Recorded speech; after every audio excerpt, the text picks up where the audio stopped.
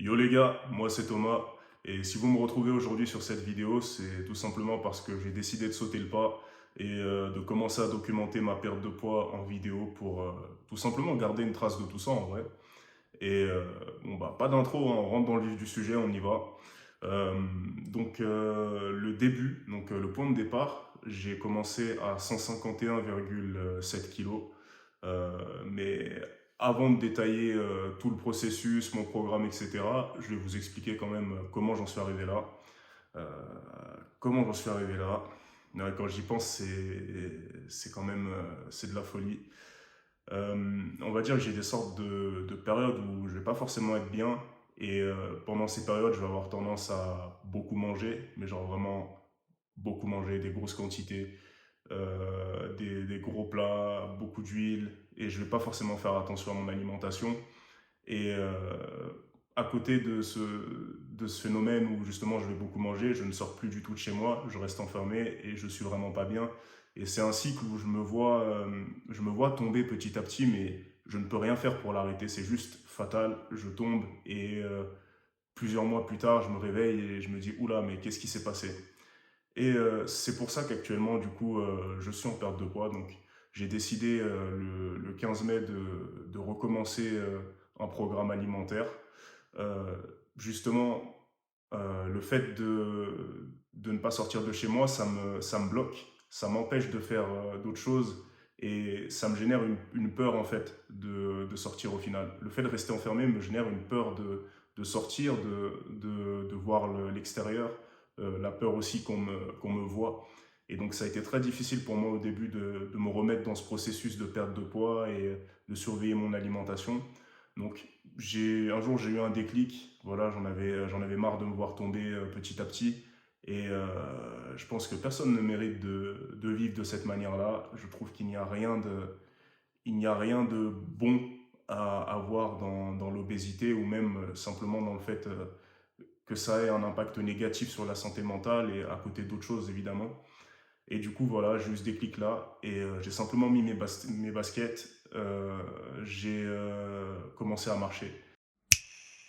Yo les gars, j'espère que vous allez bien. On se retrouve aujourd'hui, un an après cette vidéo, le 15 mai 2026, date symbolique où j'ai pris la décision qui allait changer ma vie, où j'ai pris la décision de reprendre ma vie en main. Vous avez été nombreuses et nombreux à me demander de faire cette vidéo parce qu'au final, je l'avais jamais tournée. Donc me voici. Je vais vous expliquer en détail comment j'en suis arrivé là, comment j'ai fait pour me sortir de tout ça et l'alimentation, le sport, quel programme j'ai utilisé. Je vais essayer de répondre à toutes les questions que vous m'avez envoyées sur Instagram et sur TikTok. Et bah installez-vous, on y va. La première chose que j'ai faite, comme j'étais incapable d'aller à la salle de sport, c'est que j'ai mis mes baskets et j'ai commencé à aller marcher. Je souffrais d'anxiété sociale, j'avais peur d'être vu, peur qu'on me remarque, je me sentais vraiment pas à l'aise et j'avais beaucoup de mal à sortir de chez moi. Et ce que j'ai fait, c'est que à cette époque-là, je suivais une thérapie. Donc je voyais une psychothérapeute et elle m'avait dit, mets juste tes baskets, sors et puis marche et te pose pas de questions. Et ça m'a pris beaucoup de temps pour pouvoir faire ça. Et au final, j'ai réussi à le faire. Un jour, j'ai mis mes baskets, j'ai arrêté de parler et je suis allé marcher. Je suis allé marcher tôt. Je me fixais pas d'heure, je me fixais pas de contraintes. Simplement, je voulais juste aller marcher. Et j'ai appris à réapprécier chaque chose de la vie quotidienne, les choses les plus simples et les plus minimes qu'elles soient, que ce soit marcher, voir le soleil se lever. J'allais marcher quand même super tôt. Et je pense que c'est ce qui m'a sauvé d'une certaine manière, d'apprendre à faire avec les choses du quotidien, apprendre à être perçu par les autres, être vu par les autres. Donc si toi qui regardes cette vidéo, tu traverses quelque chose de similaire, que tu as de l'anxiété sociale, que tu as peur d'aller à la salle de sport par rapport au regard des autres, fais les choses à ton rythme, progressivement. Ne te force pas d'un coup à passer d'un extrême à l'autre.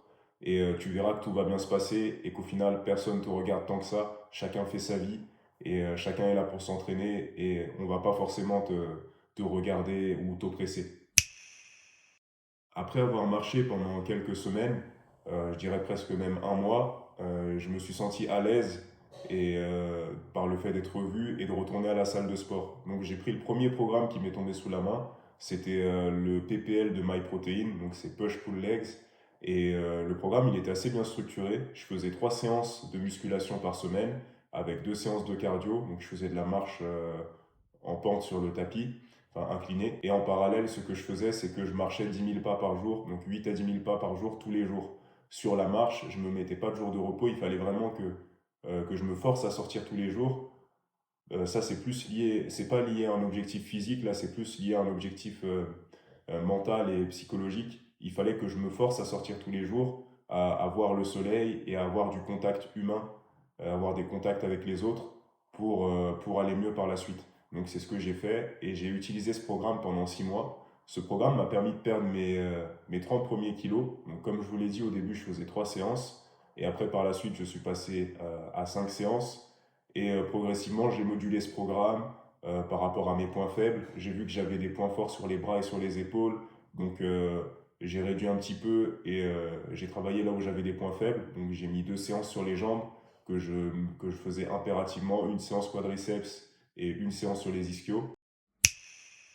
L'alimentation, c'est vraiment ce qui a été le plus difficile pour moi parce que comme tout allait mal dans ma vie, je compensais avec la nourriture et je m'alimentais très mal. Je mangeais à des heures qui n'étaient pas régulières, je mangeais des quantités astronomiques, parfois je ne mangeais pas. Et le fait de ne pas manger, ça me poussait nécessairement à manger beaucoup plus à un certain moment. Donc l'alimentation, c'était vraiment compliqué. Ce que j'ai fait pour me sortir de tout ça et de ce cycle, c'est que j'ai fait des patterns. J'ai arrêté de voir l'alimentation comme la nourriture, comme, comme un moyen, comme un exutoire, et je l'ai vu comme un outil, comme le sport, comme un outil pour aller mieux, un outil pour la récupération. Et j'ai identifié des patterns, je mangeais les mêmes choses, ça ne me dérangeait pas du tout de manger les mêmes choses presque tous les jours. Simplement, j'alternais pour éviter d'avoir des carences entre certains aliments. Parfois, ça allait être du poisson, parfois, ça allait être de la viande blanche, parfois, ça allait être de la viande rouge. La structure de ma nutrition demeurait la même. Concrètement, au tout début, ce que j'ai fait quand je pesais 151 kilos, c'est que j'ai commencé par manger à des heures régulières et à m'alimenter correctement, à plus manger tout ce qui me passait par la main et avec les petits grignotages, etc. J'ai vraiment commencé à manger normalement, à des heures précises, et des légumes, des glucides et des protéines. Et par la suite, j'ai mis en place un déficit calorique. J'y connaissais pas grand-chose, donc ce que j'ai fait, c'est que j'ai donné mon poids et ma taille à ChatGPT. Je lui ai demandé de me calculer tout ce qui était métabolisme de base et le nombre d'apports en calories que je devais consommer par jour et le nombre de calories que je devais réduire pour perdre du poids.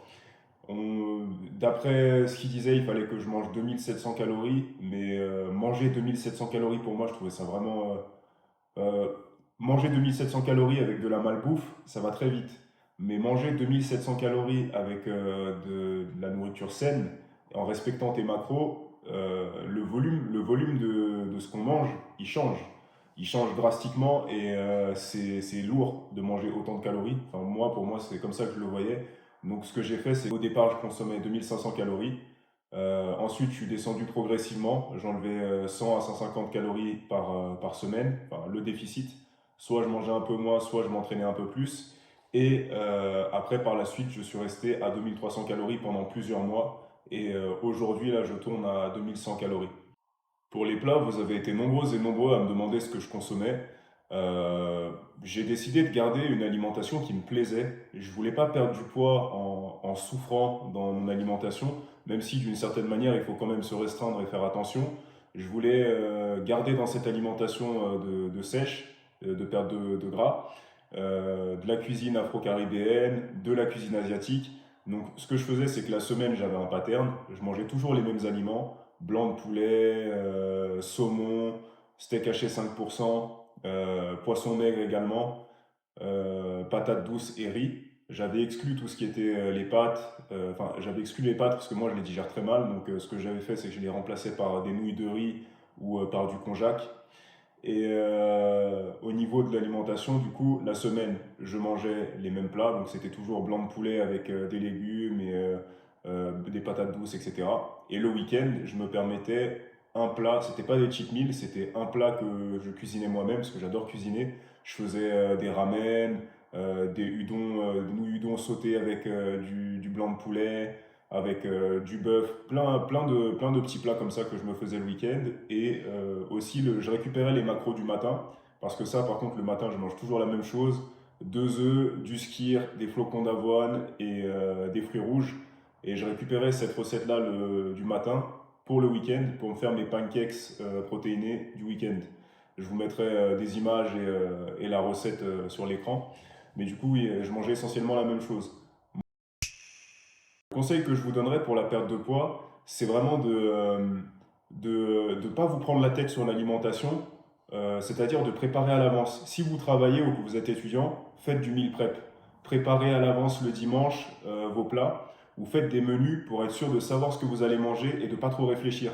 Parce que quand on réfléchit trop et qu'on ne sait pas trop quoi manger, j'ai parlé avec plein de personnes et on s'est mis d'accord sur ce truc qui revenait souvent, c'est qu'on a la flemme et puis on va aller commander à manger si on a les moyens de le faire ou qu'on va on va pas forcément manger quelque chose de bon.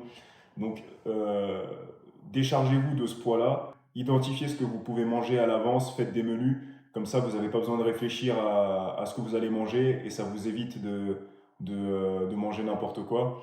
Et aussi, ça remplit un peu cette fonction utilitaire de la nourriture, plus dans ce truc de je mange par plaisir, mais je mange parce qu'il faut que je récupère des forces. Je vais répondre aussi à la question qu'on m'a posée souvent, pourquoi j'ai décidé de perdre du poids et quel changement j'ai vu depuis que j'ai perdu du poids dans mon rapport avec les autres. La raison pour laquelle j'ai décidé de perdre du poids, c'est que j'ai un rêve pour lequel je travaille depuis des années.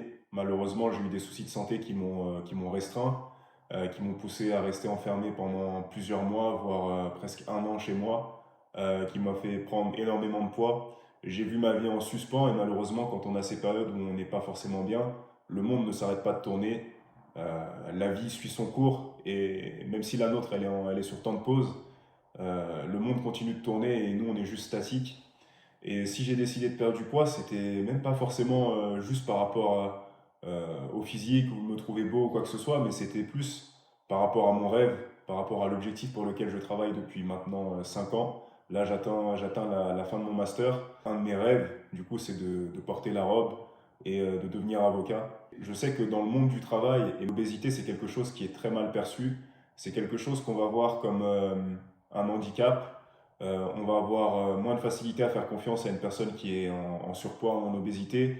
On va avoir un biais cognitif qui va nous conduire à se dire que cette personne, elle est laxiste, elle est feignante, elle ne travaille pas. Et ça va être quelque part discriminant. Et ça reflète une sorte de laisser-aller et de manque de sérieux. Mon rapport aux autres et mon rapport à moi-même. C'est vrai que durant cette perte de poids, ça a été un cheminement qui a été assez solitaire. J'étais vraiment seul tout le temps. Et avec l'anxiété sociale, ça n'aidait pas les choses. C'était pas la chose la plus aisée pour moi de m'ouvrir aux autres. Donc j'avais pas forcément d'interaction sociale. Mais pourtant, je me filmais tous les jours. Et le fait de me filmer tous les jours, en sortant de la salle de sport ou en allant à la salle de sport, en m'adressant à vous, bah, je savais quelque part que je n'étais pas si seul que ça. Et puis aussi, je priais beaucoup.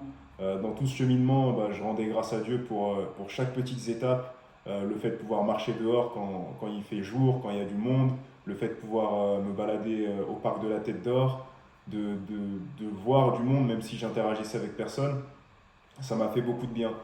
Donc je dirais que la perte de poids sur ce point-là, elle a été vraiment exceptionnelle parce que du coup j'ai pu m'ouvrir aux autres, j'ai revu mes amis d'enfance que j'avais pas vus depuis des années. J'ai pu repasser du temps avec ma famille, j'ai repris mes études. Donc, toutes ces choses-là ont été déterminantes dans ma vie et ça m'a vraiment sauvé la vie. Et ensuite, mon rapport à moi-même, bah, je suis passé de quelqu'un qui passait devant les miroirs sans se regarder pendant des années à quelqu'un qui s'accepte, qui se regarde, qui s'habille. J'étais pas parti faire les magasins depuis des années. Et là, du coup, j'ai pu rentrer dans des magasins, acheter des vêtements. Il y a une question aussi qui est souvent revenue, c'est pour la peau. Comment est-ce que j'ai fait pour la peau, pour ne pas avoir autant d'excès de peau que je devrais en avoir? C'est vrai qu'en partant de 151 kg et en descendant à 94 kg, avec une perte de poids qui est aussi conséquente, on s'attend à avoir la peau qui tombe dans tous les sens. Et c'est une grosse crainte que j'avais quand j'ai commencé à faire du sport. Je me suis dit, oula, mais je suis en train de faire du sport, je suis en train de faire tout ça.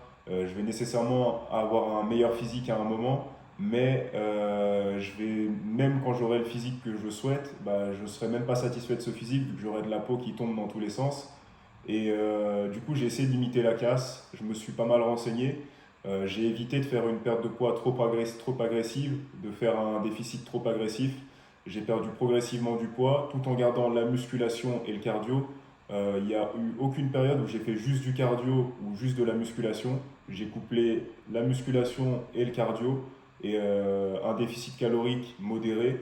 Donc j'ai pas tout de suite fait moins 500 calories sur mon déficit calorique. J'y suis allé progressivement. Et je pense que d'une certaine manière, c'est ce qui m'a permis de préserver le plus de masse musculaire possible et aussi d'en construire pas mal. Et c'est ce qui m'a évité d'avoir la peau qui pend excessivement. Après, évidemment, bah, ça se voit, là, j'ai de la peau, hein, j'ai de la peau sous les bras, j'en ai sous le bas des pectoraux, j'en ai sous le bas du ventre surtout. C'est la dernière zone où j'ai commencé à perdre du poids. Donc, le conseil que je donnerais par rapport à ça, c'est vraiment d'être patient, de ne pas essayer de faire les choses beaucoup trop vite et de vraiment prendre son temps. Après, évidemment, la peau, c'est quelque chose qui est là. Ça peut se retendre avec le temps. Là, je suis encore en déficit calorique, donc j'ai fait aucune opération. J'attends de voir d'ici quelques années, quand je serai en maintien, ce que mon corps va donner, si je vais pouvoir ou non avoir la peau qui se retend. Et si vraiment c'est quelque chose qui me gêne au quotidien et que je ne trouve pas esthétique, bah, ce que je ferais, c'est que j'irais me faire opérer si c'est remboursé. Un autre point qui est important d'aborder par rapport à la perte de gras et par rapport à l'excédent de peau, c'est qu'on sous-estime la perte de gras qu'on doit effectuer. Moi, je pensais que quand j'étais à 150 kg, je pensais qu'à 100 kg, je verrais mes abdos dessinés, que je serais tracé et sec. Et pourtant, quand je suis arrivé à 100 kg, bah, j'avais encore j'avais beaucoup de gras sur le bas du ventre. Je commençais à peine à voir le haut de mes abdos. Et je vais vous mettre des vidéos, mais du coup, on voit qu'il y a encore du gras, même s'il y a de la peau. Et on sous-estime du coup cette perte de poids. Quand je suis descendu, là actuellement je suis à 94 kg, et là vraiment je commence à vraiment voir mes abdos, à les voir se dessiner de plus en plus, et je pense vraiment qu'à 88 kg, voire même juste à 90, niveau abdos, ils seront bien dessinés, mais que j'aurai quand même toujours de la peau en bas du ventre et toujours un tout petit peu de gras. Quel est mon programme de musculation actuel? Mon programme de musculation actuellement, donc, comme je vous l'ai dit au départ, je faisais comment ça s'appelle, un PPL. J'ai commencé, je faisais 3 séances par semaine et puis après progressivement j'ai monté les séances et la fréquence d'entraînement. Et actuellement, là je fais un upper-lower, donc qui est toujours ciblé sur mes points faibles. J'ai des points, je prends très facilement des épaules et des bras, et j'ai le dos aussi qui prend facilement. Du coup, ce que je fais, c'est que je travaille toujours en priorité les jambes pour éviter d'avoir un retard trop conséquent, et aussi les pectoraux, parce que je trouve que j'ai un retard sur les pectoraux. Donc c'est le programme que j'ai actuellement. Dedans, je fais des tractions lestées, des dips lestés. Donc depuis que je peux faire des tractions, bah, je me suis mis l'objectif de commencer à mettre lourd sur les tractions. Actuellement sur les tractions, bah, ça vole pas trop. Voilà, je suis à 20 kg en lesté. Sur les dips, par contre, c'est pas mal. Je suis à 70 kg, donc c'est mon PR. Et j'aimerais bien monter à 100 kg pour une rep, voir si j'arrive à le faire ou pas. Et j'ai aussi j'ai 3 sorties par semaine, donc je vais courir 3 fois par semaine pour la préparation de mon marathon. Et du coup, ça amène la question suivante, c'est quoi la suite? Qu'est-ce que je veux faire? Moi, par la suite, mon rêve, c'est de pouvoir courir un marathon. Vraiment, l'année prochaine, c'est la fin de mes études et je veux que ce point final, il soit marqué par un autre grand événement, et je veux courir un marathon avec un bon chrono. Actuellement, je suis à 94 kg, donc je suis encore assez lourd. Dans ma course, je cours pas trop vite. Mon premier semi-marathon, je l'ai couru à 115 kg et j'avais fait du coup 2h30 sur le semi-marathon. Et là, j'aimerais vraiment améliorer mes chronos. Et évidemment, c'est que le début. Je parle du marathon, mais il y a tout ce qui suit derrière. Je suis des youtubeurs comme Eric Flag, comme Joey Tryhard. Donc, c'est des gens qui motivent, qui se dépassent. Et j'ai aussi vu les vidéos de Clem qui court avec le bousin et la killcam. Évidemment, on est tous motivés par ça, et moi aussi, ça me met le feu dans les yeux. Je suis en pétard quand je vois ça, j'ai envie de faire la même chose. Donc, c'est ça la suite des objectifs. M'épanouir professionnellement, passer le CRFPA, courir un marathon, et toujours m'éclater physiquement, me faire plaisir, courir comme un fou. Donc, voilà. Si tu avais besoin d'un signe, j'espère que cette vidéo sera ton déclic. J'ai reçu plein de messages encourageants, j'ai reçu plein de témoignages et j'ai même vu, dédicace à toi Junior, un gars de ma salle qui est venu me voir, il m'a dit j'ai vu ta vidéo sur les réseaux et c'est ça qui m'a donné envie de me lancer à la salle. D'ailleurs, je dois aller m'entraîner avec lui la semaine prochaine. Et tous ces récits, tous ces partages, ça m'a fait énormément chaud au cœur, ça m'a fait beaucoup de bien. Et si tu tombes sur cette vidéo, j'espère que ce sera le déclencheur qui te permettra de tout changer et pas forcément d'aller à la salle, mais de reprendre ta vie en main, de sortir dehors, ne serait-ce que marcher, de reprendre une alimentation saine, de surmonter ton anxiété, de surmonter tes peurs, ce qui te bloque. Tu peux le faire même si tu es fatigué, même si tu es triste, même si tu as peur. Il suffit juste que tu mettes tes baskets, que tu franchisses le seuil de ta porte et que tu partes marcher. Tu vas voir le soleil se lever, il fait chaud, en plus là l'été approche, tu vas entendre les oiseaux chanter et ça va te faire énormément de bien juste de marcher, de prendre cette conscience-là. Je me souviens que quand j'ai commencé à marcher, au début c'était pénible et puis après j'ai ressenti le besoin de sortir, j'ai ressenti le besoin d'aller marcher. Et c'est tout ce que je te souhaite. J'espère que tu vas réussir à atteindre ton objectif et je te souhaite un bon voyage. On a l'impression que c'est long comme ça, de perdre du poids et d'entamer tout ce cheminement-là, mais ça passe tellement vite. 1 an sont passés en un claquement de doigts, donc c'est tout ce que je te souhaite. J'espère que cette vidéo vous aura permis d'en apprendre un peu plus sur moi et qu'elle aura aussi éclairé les questionnements que vous aviez pu avoir par rapport à ma perte de poids. Je ne sais pas si j'ai oublié des informations, n'hésitez pas à me le dire en commentaire. Likez, abonnez-vous et puis partagez-moi vos récits. Je vous fais des bisous et on se dit à la prochaine.